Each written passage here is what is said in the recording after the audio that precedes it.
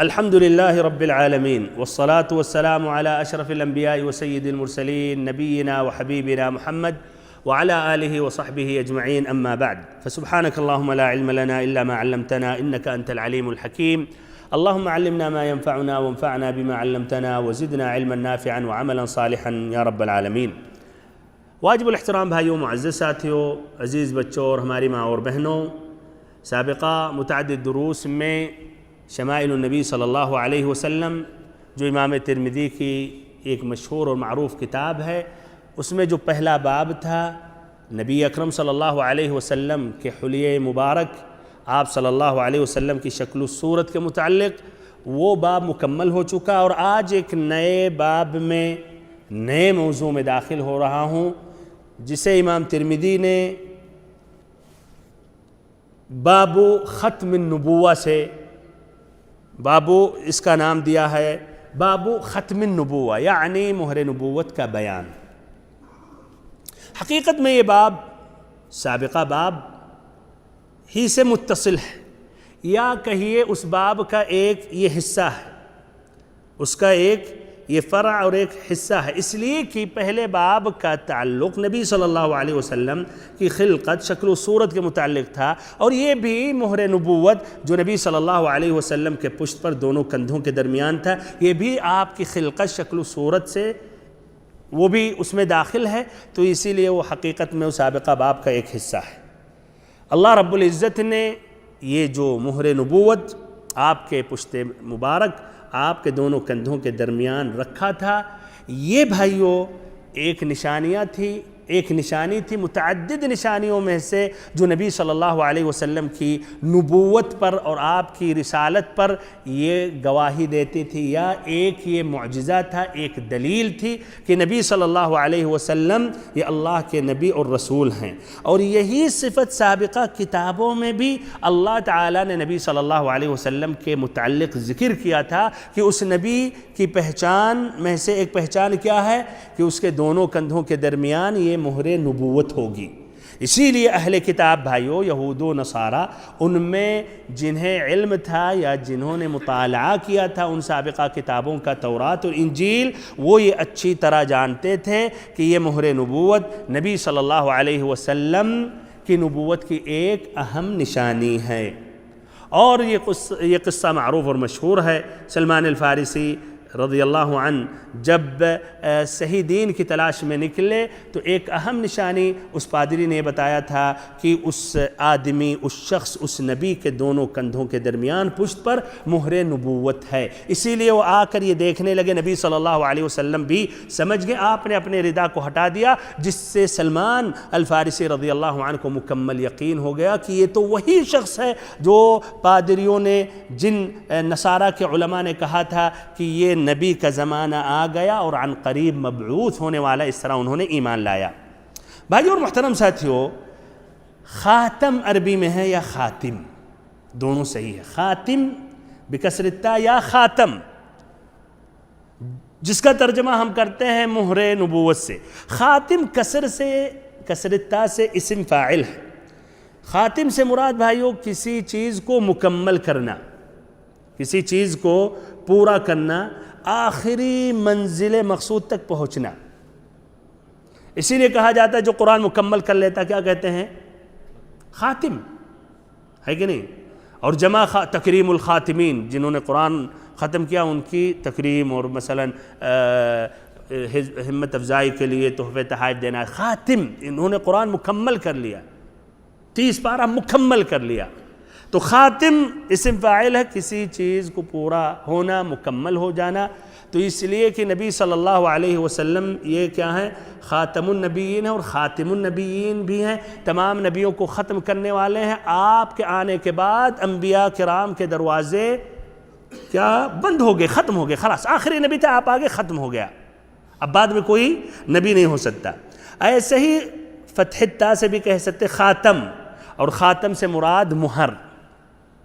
مہر بھائیو یہ فتح التا سے ہے یہ مہر، اور دونوں کا معنی وہی ہوتا ہے جو آخری کام ہوتا ہے، آخری عمل ہوتا ہے، آخری چیز ہوتی ہے۔ اس طرح نبی صلی اللہ علیہ وسلم کے بارے میں اللہ تعالیٰ نے فرمایا ما كان محمد ابا احد من رجالکم ولکن رسول اللہ وخاتم النبیین، نبی صلی اللہ علیہ وسلم تمام نبیوں کو ختم کرنے والے ہیں، آپ کے آنے کے بعد نبوت کا دروازہ بند ہو گیا، اور انشاءاللہ اس کی مزید وضاحت آخری احادیث کی تشریح میں کروں گا۔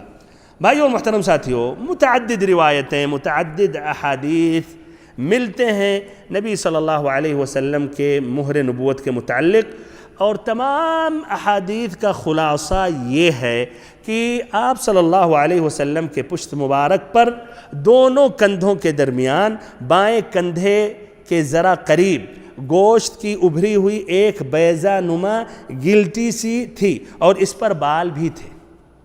تو خلاصہ تمام ان احادیث کا کیا ہے کہ نبی اکرم صلی اللہ علیہ وسلم کے پشت پر دونوں کندھوں کے درمیان بائیں طرف کچھ زیادہ قریب تھا، گوشت سے ابھری ہوئی، گوشت کی ابھری ہوئی ایک بیضہ انڈے یعنی بیضہ نما گلٹی سی تھی، اور اس پر بال بھی تھے۔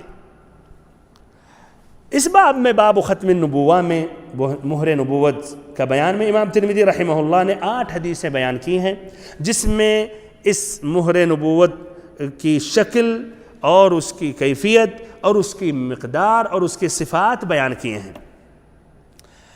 ان حدیث کا تذکرہ کرنے سے پہلے ایک بات ذکر کرنا ضروری سمجھتا ہوں مہر نبوت کے متعلق، کہ یہ مہر نبوت کب نبی اکرم صلی اللہ علیہ وسلم کے دونوں کندھوں کے درمیان رکھی گئی۔ اس میں 3 اقوال ملتے ہیں۔ پہلا قول کہ پیدائشی تھی، یہ مہر نبوت یہ پیدائشی تھا، جب پیدا ہوئے آپ صلی اللہ علیہ وسلم تو یہ آپ صلی اللہ علیہ وسلم کے کندھے پر تھا۔ ایک دوسرا قول ہے کہ جب وہ واقعہ پیش آیا بنو سعد میں مشہور واقعہ، جس وہ نبی صلی اللہ علیہ وسلم کی عمر کتنی تھی؟ 4 سال، جب 2 فرشتے آئے اور آپ بچوں کے ساتھ کھیل رہے تھے، اور سب بچوں کو چھوڑ کر صرف ان دونوں فرشتوں نے جو آدمی کے شکل میں آئے تھے ان کو لے کر گئے۔ ایک بچے نے پیچھا بھی کیا اور دیکھا کہ نبی صلی اللہ علیہ وسلم کو لٹایا گیا، اور پھر آپ کے سینے کو چاک کیا گیا، پھر اس سے دل نکالا گیا، دل کو بھی چیرا گیا، دل کو بھی کاٹا گیا، 2 ٹکڑا کیا گیا، اس میں سے ایک کالا سے لوتھڑا تھا اس کو نکال کر پھینکا۔ پھر ایسے ہی انہوں نے اپنے ساتھ ایک لائے تھے، ایک تشت لائے تھے، اس میں زمزم تھا، اس سے دھل کر پھر واپس اسی جگہ پر کیا، کہا اسی وقت پھر وہ نشانی بھی پیچھے کی طرف، یعنی ادھر دل ہے اس طرف اور اسی کے پیچھے، اسی لیے دونوں کندھوں کے درمیان بائیں طرف تھا، دل بائیں طرف ہے نا بھائیو، تو اس طرح اس کے طرف زیادہ قریب تھا۔ اور یہ بھی روایات سے یہ بات زیادہ صحیح ہے، زیادہ قوی یہی ہے کہ اسی وقت یہ نشانی نما ہوئی، ظاہر ہوئی، یا وہ فرشتوں نے یہ مہر رکھی۔ احمد اور طبرانی کی روایت ہے عتبہ ابن عبد السلمی یا السلمی سے کہ انہوں نے نبی صلی اللہ علیہ وسلم سے سوال کیا کیف کان بدء امرک، آپ کی شروعات کیسے ہوئی؟ فذکر القصہ، تو اپنا قصہ ذکر کیا۔ بنو سعد میں آپ دودھ پینے کے لیے وہاں گئے اور رضاعی آپ نے مدت گزاری، اور پھر 2 فرشتے آئے، پھر جب نبی صلی اللہ علیہ وسلم کا سینہ چاک کیا گیا تو ایک نے دوسرے سے کہا کہ اب اس کو سل دو، تو اس نے سل دیا، پھر ایسے ہی ادھر اس نے مہر لگا دی۔ اس کی تائید ملتی ہے اور احادیث سے، جس کی روایت ابو یعلا نے کی ہے، ایسے ہی ابو نعیم نے دلائل النبوہ میں کی ہے شداد بن اوس سے، کہ وہ فرشتہ جب نبی صلی اللہ علیہ وسلم کے دل کو نکالا اور دھلا تو اس پر اس نے مہر لگا دی، تو اس نے مہر لگا دی یا دوبارہ رکھا تو اس کے ہاتھ میں ایک مہر تھی، علم و حکمت کے خزینے کے ساتھ وہ مہر بھی وہاں لگائی تو دل نور سے بھر گیا۔ اس روایت سے ثابت ہوتا ہے کہ جب دل نور سے بھر گیا تو ہو سکتا ہے یہی نور بائیں جانب پشت کی طرف سے واضح ہو گیا، جیسا کہ میں نے ابھی ذکر کیا، جب اس کو سلا بند کیا، نور سے بھر دیا گیا تو دوسری طرف یہ ظاہر ہو گیا۔ تو بہرحال بھائی اور محترم ساتھیوں، یہ قول زیادہ قوی ہے کہ جب 4 سال کی آپ کی عمر تھی تو اسی وقت یہ مہر لگائی گئی۔ پیدائشی نہیں تھی کہ جب پیدا جب ہوئے تھے تو یہ نشانی نہیں تھی۔ بہرحال ایک تیسرا قول ہے لیکن دوسرا ہی صحیح ہے، زیادہ صحیح ہے، کہ جب نبی صلی اللہ علیہ وسلم کو اللہ تعالیٰ نے نبوت سے مشرف کیا اور آپ صلی اللہ علیہ وسلم کو اللہ نے نبی بنایا، رسول بنایا، تو اسی وقت یہ مہر لگائی گئی۔ بہرحال دوسرا قول زیادہ صحیح ہے۔ اب بھائی اور محترم ساتھیو، اس باب میں جو پہلی حدیث ہے جو امام ترمذی نے روایت کی اپنے سند سے، وہ ذکر کر رہا ہوں، پھر اس کا ترجمہ پیش کر رہا ہوں۔ کہتے ہیں امام ترمذی رحمہ اللہ: حدثنا ابو رجاء قتيبة بن سعيد قال حدثنا حاتم بن اسماعيل عن الجعد بن عبد الرحمن قال سمعت السائب بن يزيد يقول: ذهبت بي خالتي إلى النبي صلى الله عليه وسلم فقالت: يا رسول الله، إن ابن أختي وجع، فمسح صلى الله عليه وسلم رأسي ودعا لي بالبركة وتوضأ فشربت من وضوئه وقمت خلف ظهره فنظرت إلى الخاتم بين كتفيه فإذا هو مثل زر الحجلة۔ السائب بن یزید رضی اللہ عنہ کہتے ہیں کہ ہماری خالہ ہمیں لے کر نبی صلی اللہ علیہ وسلم کے پاس گئیں، نبی صلی اللہ علیہ وسلم کی خدمت میں حاضر ہوئیں۔ پھر انہوں نے کہا کہ اے اللہ کے رسول، ہمارا یہ بھتیجا یہ بیمار ہے، ہمارا یہ بھتیجا بیمار ہے۔ تو نبی صلی اللہ علیہ وسلم نے ہمارے سر پر مسح کیا اور آپ صلی اللہ علیہ وسلم نے ہمارے حق میں برکت کی دعا کی۔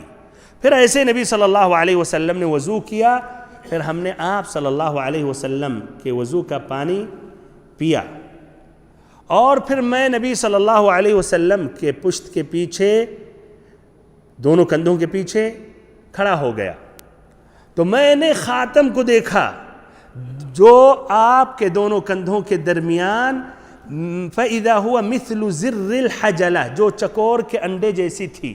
اور ابھی آئے گا، یعنی کبوتر کی طرح چکور یہ بھی ایک پرندہ ہے، اس سے قریب ہے، اس کے انڈے کی طرح، یعنی وہ گوشت وہ جگہ ابھری ہوئی ہے۔ بھائی اور محترم ساتھیو، ترجمہ پہلے میں نے ذکر کر دیا تاکہ حدیث کا خلاصہ مختصر ذہن میں آ جائے، پھر اس کی تشریح کر رہا ہوں۔ تشریح کرنے سے پہلے اس حدیث کی تخریج، اس حدیث کی روایت امام بخاری نے کی ہے اپنی کتاب الصحیح، کئی مقامات، کئی ابواب میں، اس میں سے پیج نمبر 37 حدیث نمبر 190 کتاب الوضوء، باب اس طرح باب کا نام ہی باب ہے۔ ومسلم فی صحیحہ، اور مسلم نے بھی اپنی کتاب الصحیح میں پیج نمبر 1031 حدیث نمبر 2345 کتاب الفضائل، باب اثبات خاتم النبوہ وصفتہ ومحلہ من جسدہ۔ ایسے الترمذی نے اپنی کتاب السنن میں، یہ کتاب شمائل النبی میں ہے، اس میں تو موجود ہی ہے، اپنی کتاب السنن یا الجامع میں بھی روایت کی ہے، پیج نمبر 830 حدیث نمبر 3643 کتاب المناقب، باب ما جاء فی خاتم النبی یا فی خاتم النبوہ۔ دوبارہ اب حدیث کی تشریح کر رہا ہوں۔ سمعت السائب بن یزید یقول، جو تابعی ہیں ان سے روایت کرتے ہیں، کہتے ہیں ہم نے سنا السائب بن یزید کہہ رہے تھے ذہبت بی خالتی الی النبی صلی اللہ علیہ وسلم، کہ میری خالہ ہمیں لے کر گئی نبی صلی اللہ علیہ وسلم کے پاس۔ ابن حجر رحمہ اللہ کہتے ہیں ان کے خالہ کا نام معروف نہیں ہے۔ پھر انہوں نے کہا کہ اللہ کے رسول، ان ابن اختی وجع، ہمارا یہ بھتیجا یہ بیمار ہے۔ بخاری شریف میں یا صحیح بخاری میں وجعن کی جگہ پر وقعہ ہے، یا ان ابنی وقعہ، اور یہ اس سے ابن حجر رحمہ اللہ کہتے ہیں، تو اس سے یہ وقعہ سے اس لفظ پر غور و فکر کریں گے تو اس سے واضح ہوتا کہ ان کے پیر میں شکایت تھی، تکلیف ان کے پیر میں تھی۔ نبی صلی اللہ علیہ وسلم نے فمسح رسول اللہ صلی اللہ علیہ وسلم رأسی، کہ نبی صلی اللہ علیہ وسلم نے میرے سر پر ہاتھ پھیرا، مسح کیا، ہاتھ پھیرا، ودعا لی بالبرکہ، اور میرے لیے برکت کی دعا کی۔ برکت کا کیا معنی ہوتا ہے بھائیو؟ اکثر یہ آتا ہے برکت، اللہ نے انہیں بہت برکت دی ہے، ایسا محسوس ہوتا ہے تو محروم ہے، ان کو برکت ہی نہیں ملتی۔ برکت کا کیا معنی ہے؟ عربی میں برکہ ہے، اردو میں برکت کہا جاتا ہے۔ کیا معنی ہے برکہ کا بھائیو؟ برکت کا کیا معنی؟ ہاں، بھلائی، کسی چیز کی زیادتی اور کسی چیز کا بڑھنا، یہ ہے برکہ. تو دعا لی بالبرکہ، نبی صلی اللہ علیہ وسلم نے میرے حق میں برکت کی دعا کی. اللہ اکبر. کس نے کی؟ نبی صلی اللہ علیہ وسلم نے. اچھا کیا رہا ہے بھائیو؟ نبی صلی اللہ علیہ وسلم نے برکت کی دعا کی سعید بن یزید کے بارے میں، یا سعید بن یزید کے لیے. یہ برکت کا کچھ اثر ان کی زندگی میں نظر آیا یا نہیں؟ بہرحال سنیں یہ واقعہ، اس کا جواب. اللہ تعالیٰ نے نبی صلی اللہ علیہ وسلم کی دعا سنی، دعا قبول کی کہ برکت جو آپ صلی اللہ علیہ وسلم نے ان کے حق میں برکت کی دعا کی تھی. کچھ اور روایات میں آتا ہے، صحیح امام البخاری میں پیج نمبر 595 حدیث نمبر 3540، الجعید ابن عبد الرحمن سے جو روایت کرتے ہیں سعید بن یزید سے، کہتے ہیں میں نے السائب بن یزید کو دیکھا ابن 94 جلدا معتدلا، کہ میں نے السائب بن یزید کو دیکھا 94 سال کے ہیں، ماشاءاللہ صحت یاب تندرست، یعنی گویا جوان دکھ رہے ہیں. فقال، تو انہوں نے کہا قد علمت ما متعت به سمعی وبصری الا بدعاء رسول اللہ صلی اللہ علیہ وسلم. پھر السائب بن یزید نے کہا کہ میں جانتا ہوں کہ کیا وجہ ہے کہ ابھی بھی ہماری نظر یا نگاہ کی بینائی صحیح ہے، وہی قوت ہے، اور کان بھی صحیح سلامت ہے، اس لیے کیا نبی صلی اللہ علیہ وسلم نے ہمارے حق میں دعا کی تھی. یہ بعد میں بتا رہے ہیں بھائیو، 90 سال کے بعد تقریباً ایک تابعی سے، اور یہ حدیث ایک دم صحیح ہے، صحیح امام بخاری کی. اچھا پھر کہتے ہیں السائب بن یزید کہ میری خالہ ہمیں لے کر گئی تھیں نبی صلی اللہ علیہ وسلم کے پاس، اور کہا یا رسول اللہ ان ابن اختی شاکن، ہمارا بھتیجا اسے شکایت ہے، تکلیف ہے، بیمار ہے، فادعوا اللہ لہ، تو آپ اللہ تعالیٰ سے دعا کریں اس کے حق میں. تو کہتے ہیں سعید بن یزید تو ہمارے لیے نبی صلی اللہ علیہ وسلم نے دعا کی تھی. سبحان اللہ. بہرحال بھائیو، سعید بن یزید کے بارے میں جب بات آ گئی، ان کا شمار صغار الصحابہ میں ہوتا ہے، چھوٹے صحابہ میں سے، یعنی سمجھیں ان کے عمر کے جیسے عبداللہ بن الزبیر تھے جو سن 1 ہجری میں یہ پیدا ہوئے. بلکہ مہاجرین کے پہلے مولود کون تھے؟ عبداللہ بن الزبیر، پہلا مولود ہجرت، نبی صلی اللہ علیہ وسلم کی ہجرت کے بعد کون ہے؟ عبداللہ بن الزبیر تھے. ایسے ابن عباس بھی تقریباً، اس لیے نبی صلی اللہ علیہ وسلم ہجرت سے 3 سال پہلے پیدا ہوئے. ایسے الحسن والحسین رضی اللہ عنہ سن 3-4 ہجری میں پیدا ہوئے. ایسے محمود بن الربیع. تو ان کا شمار المہم صغار الصحابہ میں ہوتا ہے، اور ان کا انتقال ایک روایت کے مطابق سن 94 ہجری میں ہوا مدینہ میں. اور کہا جاتا ہے جو مدینہ میں آخری صحابی جن کا انتقال ہوا، آخر الصحابہ موتاً، یہی ہیں کون؟ السائب ابن یزید. لیکن اس میں اختلاف ہے، کچھ اور اہل علم کہتے نہیں جابر بن عبداللہ ہے، کچھ کہتے ہیں کہ سہل بن سعد ہے، کچھ کہتے ہیں محمود بن الربیع. المہم یہ اس پر اتفاق ہے کہ بہت ہی آخری میں ان کا انتقال ہوا. اور انہوں نے نبی صلی اللہ علیہ وسلم کے ساتھ حج کیا تھا، اس وقت ان کی عمر 7 سال تھی. بھائی اور محترم ساتھیو، پھر اس کے بعد اسی حدیث میں ہے وَتَوَضَّأَ فَشَرِبْتُ مِنْ وُضُوئِهِ، کہ نبی صلی اللہ علیہ وسلم نے وضو کیا، پھر میں نے نبی صلی اللہ علیہ وسلم کے وضو کا باقی مادہ پانی پیا. نبی صلی اللہ علیہ وسلم کے پانی وہ قطرات جو گرے انہوں نے پیا. اللہ اکبر. نبی صلی اللہ علیہ وسلم کے وضو کے پانی. اس سے بھی واضح ہوا کہ یہ بھائیو تبرک اس طرح جائز ہے، یہ تبرک مشروع ہے. لیکن کیوں؟ اس لیے نبی صلی اللہ علیہ وسلم کا وضو کا پانی تھا، اور صحابہ کرام بھی کرتے تھے، اور احادیث میں ہے، بلکہ آپس میں لڑنے لگتے تھے، جھگڑنے لگتے تھے، ہر کوئی چاہتا تھا کہ وہ پانی انہیں نصیب ہو جائے. یہ ثابت ہے. لیکن سوال یہ ہے، نبی صلی اللہ علیہ وسلم کے علاوہ اور اگر کوئی بزرگ ہو، نہایت عبادت گزار ہو، متقی پرہیزگار ہو، بڑا عالم جید ہو، تو کیا اس کے بھی وضو کے پانی سے تبرک حاصل کر سکتے ہیں؟ کیا رائے بھائی؟ پہلی بات تو اتفاق، نبی صلی اللہ علیہ وسلم وہ شخصیت، وہ مقام اور رتبہ، یہ تو واضح ہے، اس میں کوئی دو رائے، کوئی تو نہیں کہہ سکتا.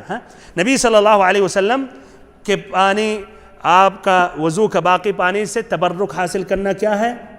جائز ہے. تبرک سے مراد کیا؟ کہ اس کو کوئی پیے، کوئی اس کو لے کر اپنے جسم پر ملے، کوئی بیماری میں اس کو مثلا سر پہ لگائے، کوئی حرج نہیں. یہی معنی ہے تبرک.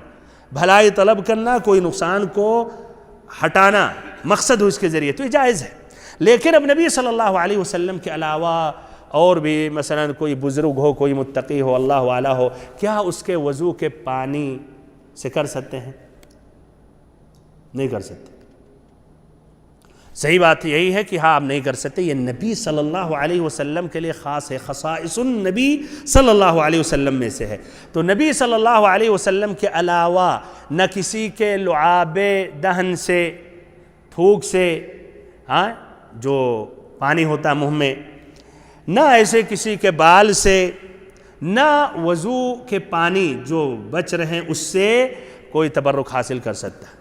اور یہ الگ ایک موضوع ہے بھائیو، ہمارا اصل موضوع نہیں، اسی لیے اتنی تفصیل میں نہیں جاؤں گا. لیکن اختصاراً یہ ہے کہ اکابر الصحابہ جیسے ابو بکر اور عمر رضی اللہ عنہ، جن کو نبی صلی اللہ علیہ وسلم نے دنیا ہی میں جنت کی بشارت دے دی، اور صحابہ کرام یا تابعین نے ان کے آثار سے تبرک نہیں حاصل کیا. یہ بہت مہم نقطہ ہے.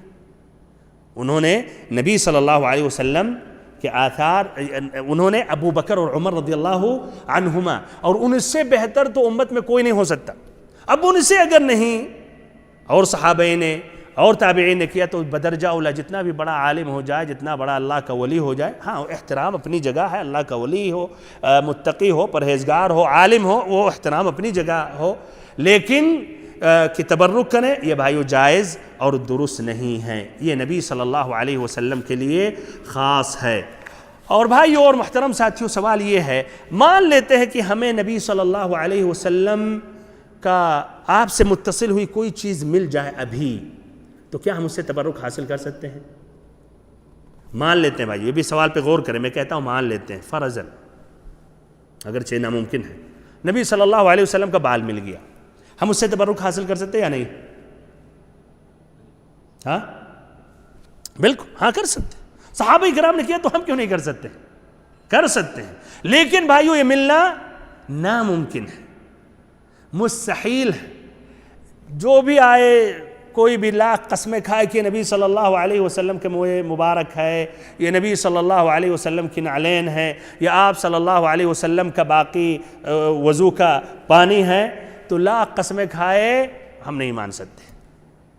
اس لیے بھائیو اتنی صدیاں گزری، اتنے زمانے گزرے، اور اس میں فتن، لڑائی جھگڑے ہوئے، اور جھوٹ عام ہو گیا. ابھی بھی لوگ دعویٰ کرتے ہیں. ترکیہ میں کہنے والے کہتے ہیں نبی صلی اللہ علیہ وسلم کے منہ مبارک ہے. مصر میں کہتے ہیں نبی صلی اللہ علیہ وسلم کی تلوار ہے. تاجکستان میں کہتے ہیں نبی صلی اللہ علیہ وسلم کے نعلین مبارک ہے. ایسے اور ہر کونے پہ دعویٰ کرنے والے کر رہے ہیں. تو حقیقت میں غالب گمان یہ سب جھوٹ ہیں، غلط ہیں، اور بلکہ کہہ سکتے یقیناً جھوٹ ہے تو یہ زیادہ صحیح ہوگا. اگر یہ کہا جائے یقیناً وہ جھوٹ ہے تو یہ زیادہ صحیح ہے بھائیو.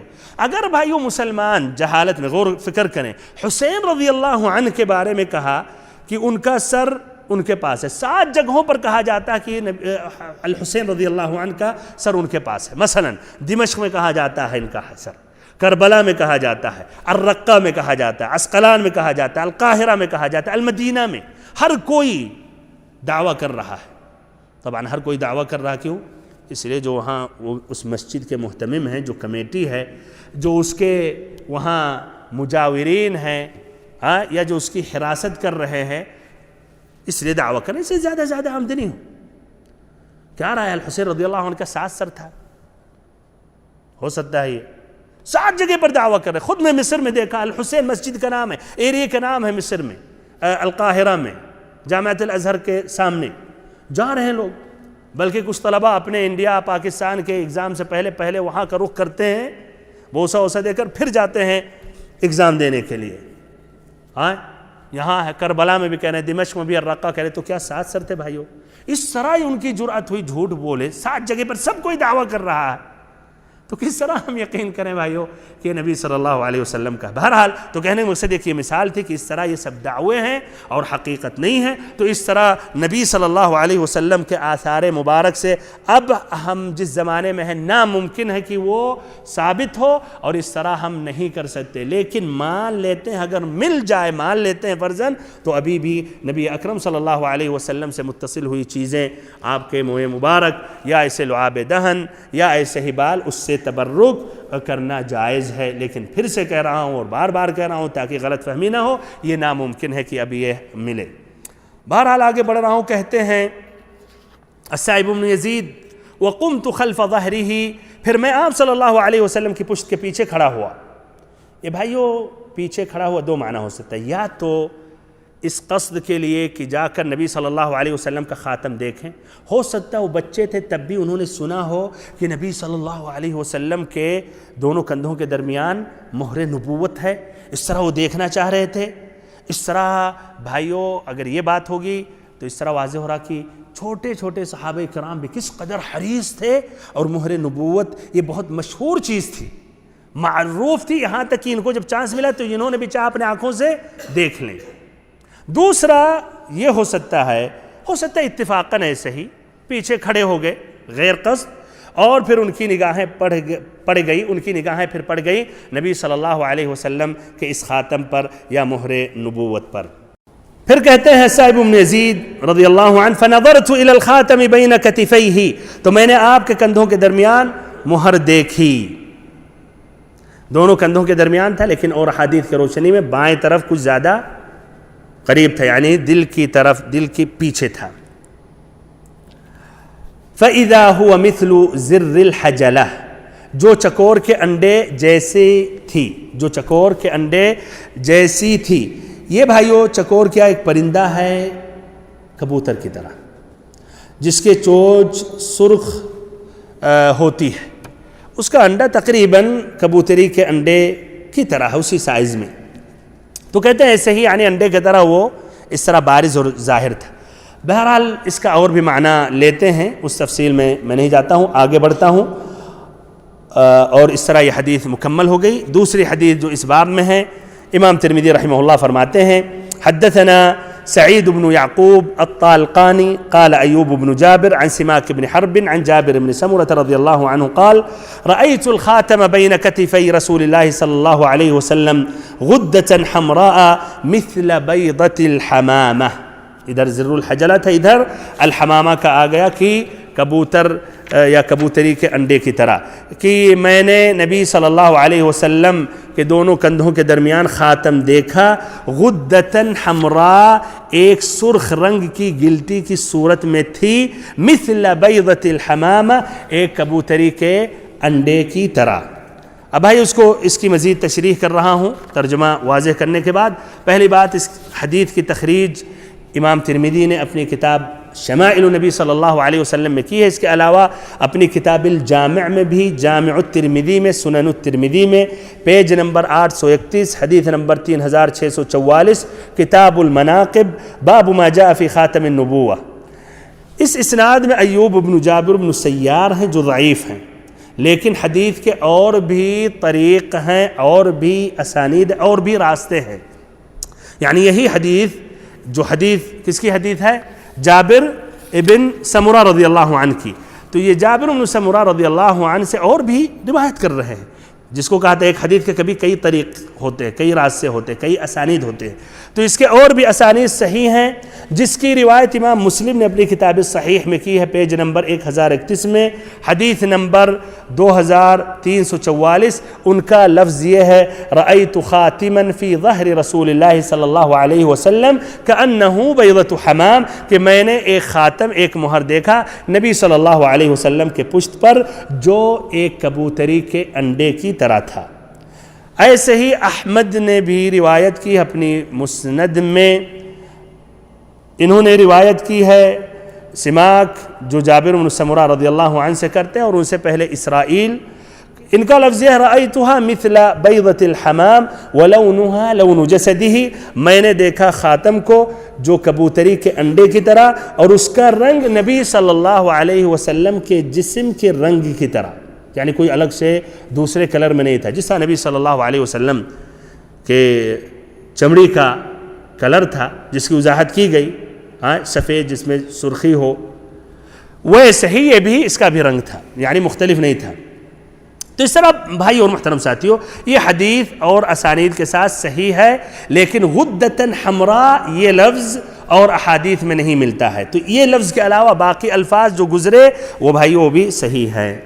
بہرحال جابر بن سمرہ رضی اللہ عنہ کہتے ہیں رأیت الخاتم، میں نے خاتم دیکھا، یعنی خاتم النبوہ، مہر نبوت، بین کتفی رسول اللہ صلی اللہ علیہ وسلم، میں نے رسول اللہ صلی اللہ علیہ وسلم کے دو کندھوں کے درمیان مہر نبوت دیکھی. اور یہ بھائیوں بائیں کی سائڈ زیادہ قریب تھا، جس طرح کہ ابھی میں نے واضح کیا. غدتاً حمراء کا لفظ اس میں آتا ہے جو ایک سرخ رنگ کی گلٹی کی صورت میں تھی. یہ لفظ بھائیوں ثابت نہیں ہے لیکن معنی کے اعتبار سے صحیح ہے، یعنی سرخ رنگ کی گلٹی کی صورت میں تھی. یہ غدہ کا معنی کیا ہوتا ہے؟ غدہ ثابت ہے، حمراء یہ ثابت نہیں ہے. غدہ کا معنی اور حدیث کے روشنی میں صحیح ہے یعنی گلٹی، لیکن سرخ کلر کا یہ اس پر کلام ہے. الغدہ کہتے ہیں گلٹی، سمجھ میں آئی یا نہیں؟ جو گوشت سے پہلے اور چمڑی اور گوشت کے درمیان ہوتا ہے، ایک ٹکڑا ہوتا ہے گوشت کا، دبانے سے کچھ ہلتا دائیں بائیں، یہی غدہ ہے، جس کو اردو میں کہتے ہیں گلٹی. ہوتا کسی مختلف جگہوں پہ کبھی کبھی چمڑی اور گوشت کے درمیان میں ہوتا ہے، دبانے سے ہلنے لگتا ہے. تو انہوں نے اسی سے تشبیہ دی کہ ایسے ہی تھا، یعنی ابھرا ہوا گلٹی کی طرح کہ دبانے سے یعنی ہیلے. لیکن حمراء کہنا یہ جو اس طرح اس میں ہے یہ ثابت نہیں ہے، بلکہ صحیح ہے کہ نبی صلی اللہ علیہ وسلم کے جسم کا جس طرح وہ رنگ تھا وہ ایسے ہی تھا. مثل بیضۃ الحمامہ، جیسا کہ کبوتری کا انڈا ہوتا ہے، یعنی حجم کے اعتبار سے، سائز کے اعتبار سے یعنی اس کے معنی زیادہ بھائیوں بڑا نہیں تھا، زیادہ ایک دم ابھرا نہیں تھا. کبوتری کا انڈا جانتے ہیں کتنا بڑا ہوتا ہے؟ مرغی کا تو جان رہے ہیں، تو کبوتری اس سے کافی اس سے چھوٹا ہوتا ہے تقریباً، ہے کہ نہیں؟ تو ایسے ہی کچھ روایات میں بھائیوں یہ آتا ہے کہ سینگی کے نشان یا کالے یا سبز رنگ کی تل کی طرح تھی، یا محمد الرسول اللہ لکھا ہوا تھا، یا صرف انت المنصور لکھا ہوا تھا. تو یہ سب خود ساختہ باتیں، یہ ثابت نہیں ہیں. اچھا، حدیث نمبر 3 جو اس باب میں ذکر کرتے ہیں امام ترمذی رحمہ اللہ فرماتے ہیں حدثنا ابو مصعب المدینی قال حدثنا يوسف بن الماجشون عن أبيه عن عاصم بن عمر بن قتادة عن جدته رميثة قالت سمعت رسول الله صلى الله عليه وسلم ولو أشاء أن أقبل الخاتم الذي بين كتفيه من قربه لفعلت يقول لسعد بن معاذ يوم مات اهتز له عرش الرحمن. اس حدیث کی راویہ کون ہیں؟ رمیثہ صحابیہ. ہمارے خیال ہم سبھی پہلی بار ان کا نام سن رہے ہیں. ان کا نام رمیثہ بنت عمرو ابن ہشام ابن عبد المطلب بن عبد مناف ہے. ان کا شمار وہ چھوٹے صحابیات میں ہوتا ہے. انہوں نے صرف 2 حدیثیں روایت کی، ایک حدیث یہ ہے اور ایک صلاۃ الضحیٰ میں، اسی لیے زیادہ شاید اتنی مشہور نہ ہو. حدیث کا ترجمہ ایک مرتبہ اختصاراً عاصم بن عمر بن قتادہ روایت کرتے ہیں اپنی دادی رمیثہ سے، جو کہتے ہیں کہ میں نے نبی صلی اللہ علیہ وسلم سے کہتے ہوئے سنا، اور اگر میں چاہوں تو نبی صلی اللہ علیہ وسلم کا مہر نبوت پر بوسہ دے دوں، جو نبی صلی اللہ علیہ وسلم کے دونوں کندھوں کے درمیان تھا. یعنی اتنی میں قریب تھی، اگر بوسہ بھی دے سکتی تھی، اگر ایسا چاہتی تو کر لیتی، اتنی قریب. مقصد یہ حدیث انہوں نے اپنے کانوں سے سنا، پکی بات نقل کر رہی ہیں بھائیوں. پھر کہتی حدیث کیا کہ نبی صلی اللہ علیہ وسلم نے کہا سعد بن معاذ رضی اللہ عنہ کے بارے میں جب ان کی موت واقع ہوئی، اہتز لہ عرش الرحمن، کہ ان کی موت پر رحمان کا عرش حرکت میں آ گیا. اہتز لہ، ان کے لیے رحمان کا عرش کیا ہیل گیا، حرکت میں آ گیا. اہتز کے ہی معنی ہوتا ہے. حدیث کی تخریج بھائی اور محترم ساتھیوں، اس کی روایت امام احمد نے اپنی المسند میں کی ہے، مجلد 44، حدیث نمبر 376، حدیث نمبر 26793. ابراہیم بن ابی العباس جو یوسف بن الماجشون سے روایت کرتے ہیں، جو اپنے والد جو عاصم ابن عمر ابن قتادہ جو اپنی دادی رمیثہ سے روایت کرتے ہیں. اور یہ حدیث بھائیوں صحیح ہے یا بالتحدید حسن لذاتی ہی ہے، اس لیے اس میں ایک راوی ہیں یوسف ابن الماجشون، جن کا نام یا یوسف ابن الماجشون ہیں، جن کا درجہ صدوق ہے، اور یہ مصطلح الحدیث کے اندر یہ بحث ہے۔ خلاصہ کلام یہ حدیث صحیح کی طرح ایک دم نہیں ہے، اس کے بعد حسن ہے، یعنی مقبول حدیث ہے۔ اب حدیث کی تشریح کر رہا ہوں بھائیو محترم ساتھیو۔ سمعت رسول اللہ صلی اللہ علیہ وسلم ولو اشاء ان اقبل الخاتم الذي بين كتفيه من قربه لفعلت۔ حضرت سیدہ رمیثہ رضی اللہ عنہا فرماتی ہیں کہ میں نے رسول اللہ صلی اللہ علیہ وسلم سے بات اس وقت سنی جبکہ مجھے آپ صلی اللہ علیہ وسلم سے یا نبی صلی اللہ علیہ وسلم کا اس قدر قرب حاصل تھا کہ اگر میں چاہتی تو آپ صلی اللہ علیہ وسلم کی مہر نبوت جو دونوں کندھوں کے درمیان تھی چوم لیتی، یعنی اتنی میں قریب تھی۔ امام سندی رحمہ اللہ فرماتے ہیں کہ رمیثہ رضی اللہ عنہ جو کہہ رہی ولو اشاء ان اقبل، کہ اگر میں چاہتی تو اس پر بوسہ دے دیتی، یہ مراد اس سے ہے کہ ثابت کرنا چاہ رہی ہیں کہ انہوں نے یہ بات نبی صلی اللہ علیہ وسلم سے سنی۔ آگے جو حدیث آ رہی ہے کہ سعد بن معاذ رضی اللہ عنہ کی وفات پر عرش الرحمن کا عرش حرکت میں آ گیا، تو کہہ رہے ہیں کہ یہ اس کے ذریعے یہ ثابت کرنا چاہ رہی ہیں یہ حدیث انہوں نے سنی ہے، یہ نہیں کہ بہت بڑا مجمع میں بہت میں دور تھی اور کچھ بات سنی کچھ بات نہیں سنی یا کچھ شک ہے، نہیں، میں نے سنا، تحقیق ثابت کرنا چاہ رہی ہیں مکمل طور پر۔ تريد تحقيق سماعها منه صلى الله عليه وسلم على الوجه الأتم الأكمل، ولا يلزم من هذا أنه لو فعلت ذلك لمكنها النبي صلى الله عليه وسلم من ذلك۔ غور سے یہ سنیں، اور اس کا معنی مطلب ہرگز یہ نہیں ہے کہ اگر وہ فعلاً کرتی بمعنی بوسہ دیتی تو نبی صلی اللہ علیہ وسلم اجازت دے دیتے۔ کیوں بھائیو؟ وقد علم من حاله صلى الله عليه وسلم أنه ما كان يبايع الأجنبيات باليد یا ما كان يبايع الأجنبيات باليد بل كان يبايعهن بالكلام، کہ اس لیے نبی صلی اللہ علیہ وسلم اجنبی عورتوں سے ہاتھ پر بیعت نہیں لیتے تھے بلکہ زبان سے۔ تو یہ لا شک اس طرح اگر وہ مان لیتے فعلاً اگر بوسہ دینا چاہتی تو کیا نبی صلی اللہ علیہ وسلم اجازت دیتے؟ ہرگز نہیں۔ لیکن ان کا مقصد یہ نہیں ہے بھائیو بوسہ دینا، بلکہ مقصد ہے کہ بہت ہی قریب تھیں، یہاں تک کہ انہوں نے بات بہت ہی غور سے اچھی طرح انہوں نے بات سنی ہے جس میں ادنا شک نہیں ہے۔ کون سی وہ بات تھی؟ کہہ رہی ہیں یقول لسعد بن معاذ یوم مات، کہ نبی صلی اللہ علیہ وسلم سعد بن معاذ رضی اللہ عنہ کے بارے میں کہہ رہے تھے جب ان کا انتقال ہوا۔ سعد بن معاذ کون ہے بھائیو؟ کوئی جانتا ہے سعد بن معاذ؟ مہاجرین میں سے ہے یا انصار میں سے؟ ان کا کوئی جید رول رہا سیرت میں نبی صلی اللہ علیہ وسلم کے ساتھ؟ بہرحال بھائیو ہم بھی صحابہ کرام سے حقیقت میں دور ہیں بھائیو، جنہوں نے یہ قربانیاں دی، جنہوں نے حقیقی محبت کی نبی صلی اللہ علیہ وسلم سے، ہمیں برابر چاہیے ان کی سیرت پڑھیں سنیں، اس کا اہتمام ہونا چاہیے۔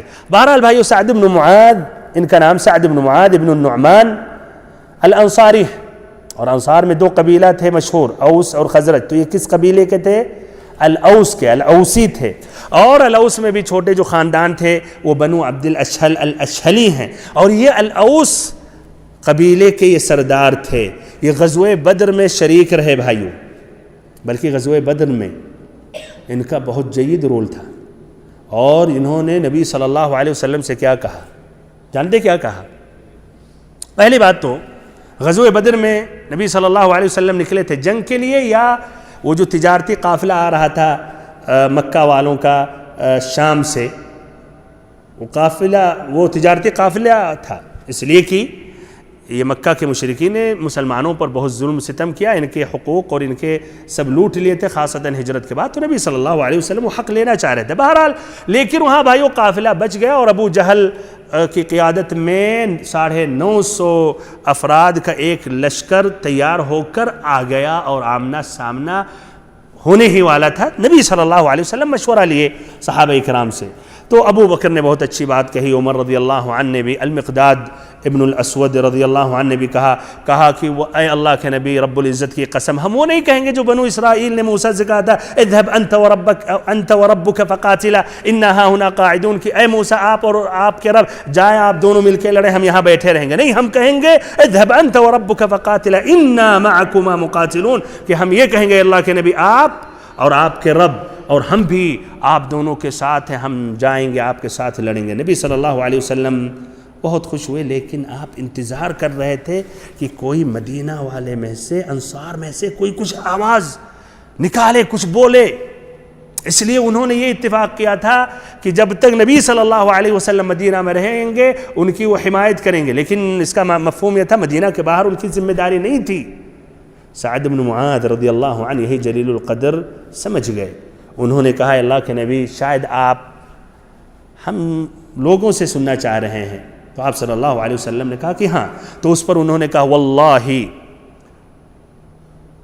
فوالذی بعثک بالحق لو استعرضت بنا هذا البحر فخضته لخضناه معك ما تخلف منا رجل واحد، کہ اس ذات کی قسم جس نے آپ کو حق کے ساتھ مبعوث فرمایا ہے، جو آپ رسول برحق ہیں، اگر آپ اپنے ساتھ ہمیں اس سمندر میں بھی گھس جائے تو آپ کے ساتھ ہم بھی اس میں داخل ہو جائیں گے، پرواہ ہم نہیں کریں گے، اور ہم میں سے ایک بھی آدمی پیچھے نہیں رہے گا. اللہ بری. یہ سعد بن معاذ یہ تھے بھائیو. بہرحال اس طرح یہ غزوہ خندق میں بھی شریک رہے. ایک تیر آ کے لگی جس سے ان کا شہرگ کٹ گیا اور اس سے خون نکلنے لگے، اور داغنے کے بعد بھی بھائیو پھر پھٹ گیا. بہرحال اس طرح یعنی موت کی نشانیاں ظاہر ہو گئی، لیکن انہوں نے اللہ تعالیٰ سے دعا کی کہ اے اللہ ہماری موت مؤخر کر دے، یہاں تک کہ ہماری آنکھیں ٹھنڈ ہو جائیں بنو قریظہ کے متعلق، جنہوں نے بہت زبردست خیانت کی تھی، جس خیانت اگر کامیاب ہو جاتی تو مدینہ والوں کا صفایا ہو جاتا، بوڑھے بچے سب کا خاتمہ ہو جاتا. اس لیے وہ بھی مدینہ کے فرد تھے، اور وہ 10,000 کا لشکر آیا تھا اس وقت. مدینہ والوں کی پوری تعداد یعنی جنگ میں جو شریک ہونے والے یعنی 3,000 4,000 بچے، اور پھر وہ کیا کر سکتے، وہ انہوں نے خیانت کی، پیچھے سے ان کو داخل کرنے والے تھے. اور ہم جانتے ہیں اس غزوے میں آگے خندق، جہاں سے ممکن تھا کہ یہ لشکر داخل ہو، ایک بڑی سی خندق اتنی محنت کی صحابہ کرام نے اس کی کھدائی میں تاکہ مدینہ میں داخل نہ ہو، تو یہ پوری محنت رائے گاہ ہو جاتی، اس لیے پیچھے سے وہ پھر داخل ہو جاتے. تو بہرحال قصہ طویل ہے. 1 مہینے تک اس طرح ان کا بھائی خون رک گیا، اور یہ لشکر جرار واپس ہو گیا. پھر فیصلہ ہوا کہ انہوں نے جو اتنی بڑی خیانت کی، غداری کی، کیا کیا جائے.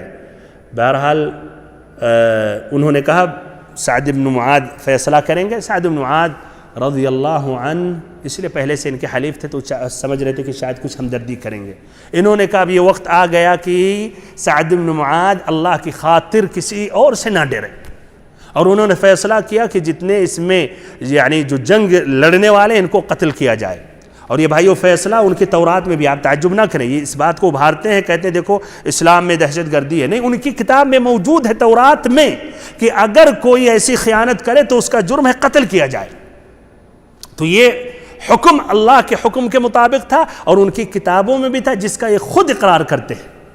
بہرحال تو اس کے بعد، اس کے فیصلہ کے بعد بھائیو ان کا پھر سے وہ زخم پھٹا، اور اسی میں ان کی موت واقع ہو گئی. تو نبی صلی اللہ علیہ وسلم نے اس وقت کہا اہتز العرش لموت سعد بن معاذ، کہ اللہ تعالیٰ کا عرش حرکت میں آ گیا ان کی موت پر. اور پھر ان کا جنازہ جب اٹھایا گیا تو بھائیو ہلکا تھا، منافقین کو ایک بہانہ مل گیا کہ ارے سعد بن معاذ ماشاءاللہ اتنے تندرست، ایک بانکا نوجوان، قوت، ایک پہلوان، اتنا ہلکا جنازہ ہے. تو اس پر نبی صلی اللہ علیہ وسلم نے کہا فرشتے ان کا جنازہ اٹھائے، اسی لیے تم پر وہ احساس نہیں ہو رہا. ظاہر بات ہے آدمی جب کوئی چیز کو سمجھے گا، وزن اٹھائے گا، اچانک ہلکا دکھے گا نا. اسی کو اگر میں پہلے سے سمجھوں کہ یہ وزندار، یہ لوہا ہے یہ، اور پھر پتہ چلا پلاسٹک کا ہے تو کہیں گے یار یہ بہت ہلکا دکھ رہا. بہرحال تو ایسے انہوں نے بھی کہا یہ ہلکا ہے، تو نبی صلی اللہ علیہ وسلم نے بتایا. بہرحال بھائیو موضوع یہ آگے بڑھتے جا رہا، اصل موضوع سے میں نہیں چاہتا ہوں زیادہ دور ہوں، لیکن یہ حدیث پوری کر کے اپنی بات میں ختم کر رہا ہوں. ان کا اسلام قبول جب کیے تھے، قصہ مشہور ہے، مصعب بن عمیر رضی اللہ عنہ جب مدینہ گئے اور انہوں نے اسلام قبول کیا تھا. یہ بھی بھائی دلچسپ واقعہ ہے کس طرح انہوں نے اسلام قبول کیا. لیکن جب انہوں نے اسلام قبول کیا تو اپنے خاندان سے کہا کہ تمہارے مردوں اور عورتوں کا کلام ہم سے حرام ہے جب تک اسلام نہ قبول کرو. سبحان اللہ, سب کے سب اس خاندان میں مسلمان ہو گئے. یعنی ان کی برکت دیکھیے کس طرح. بہرحال ان کا انتقال ہوا یہی غزوہ خندق کے بعد سن 5 ہجری میں. ان کی عمر صرف 37 سال تھی. آخری جملہ جو اس حدیث میں ہے, اہتز لہ عرش الرحمن, ان کی وفات پر اللہ تعالیٰ کا عرش حرکت کرنے لگا ہے, یا حرکت کیا یا ہل گیا. بھائیو, کیا اللہ تعالیٰ کا عرش اتنا بڑا جو سقف المخلوقات تمام مخلوقات کے اوپر ہے, ایک چھت کی طرح ہے, وہ ہل گیا, وہ کیسے ہو سکتا ہے؟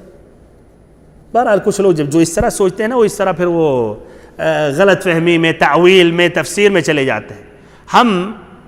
ہمارا اہل سنت والجماعت سلف صالحین کا یہ ہے کہ یہ نصوص جس کا ظاہری لفظ ہے, ظاہری معنی, وہی معنی لیا جائے. تعویل اور اس کا یہ معنی نہیں کرنا چاہیے. تو اہتز لموتہ عرش الرحمن, اللہ کا عرش ہل گیا. ہاں, اللہ کا عرش ہل گیا. جس طرح ہلنے کا معنی جانتے ہیں وہی ہل گئے. اللہ تعالیٰ ہر چیز پر قادر ہے, خلاص. کچھ لوگ نے تعویل کی کہ نہیں, حقیقت میں نہیں ہلا, یعنی اس سے مراد ہے یعنی عرش کے جو فرشتے مقرر کیے گئے ہیں, حملۃ العرش ہیں, وہ مراد ہے کہ وہ ہل گئے یا وہ حرکت میں آ گئے یا خوشی میں آ گئے. کسی نے کہا نہیں, یہ کنایت ہے کہ بہت خوش تھے فرشتے اس لیے کہ ان کی روح آ رہی ہے آسمان پر. یہ تمام تعویلات کی ضرورت نہیں ہے بھائیو. ابن حجر رحمہ اللہ کہتے ہیں 10 صحابہ کرام سے مروی ہے, یعنی اسی الفاظ میں, کہ اللہ تعالیٰ کا عرش حرکت میں آ گیا یا ہلنے لگا یا حرکت کرنے لگا. تو وہی ایمان ہونا چاہیے, اور یہی عقیدہ سلف صالحین کا ہے کہ تعویل نہیں کرتے ہیں. اور بھائیو, اس طرح ان کا لا شک یہ مقام اور یہ منقبت ہے. اس لیے عرش یہ سب سے عظیم مخلوق ہے, سب سے بڑی مخلوق ہے, سب سے وسیع چیز ہے. اللہ تعالیٰ نے قرآن مجید میں اس کو موصوف کیا العرش العظیم, العرش الکریم, العرش المجید. تو اس طرح لا شک سعد بن معاذ رضی اللہ عنہ کا یہ بہت ہی بڑا اور اونچا مقام ہے. بہرحال یہ حدیث مکمل ہو گئی. انشاءاللہ آئندہ ملاقات میں اگر اللہ رب العزت نے چاہا 2 ہفتے کے بعد پھر اور جو احادیث اس باب میں ہیں اس کی تشریح و وضاحت کروں گا. اللہ تعالیٰ سے آخر میں دعا کرتا ہوں اللہ تعالیٰ ہم سبھی کو علم نافع عطا کرے, اور ہم سبھی کو دین کا صحیح سمجھ عطا کرے, اور ہم سبھی کو نبی اکرم صلی اللہ علیہ وسلم کی سنت اور سیرت پڑھنے کی توفیق دے, سمجھنے کی توفیق دے, عمل کرنے کی توفیق دے, پھر ہم سبھی کو اس کی طرف دعوت دینے کی توفیق دے. آمین یا رب العالمین. وصلی اللہ وسلم وبارک علی عبدک ورسولک محمد.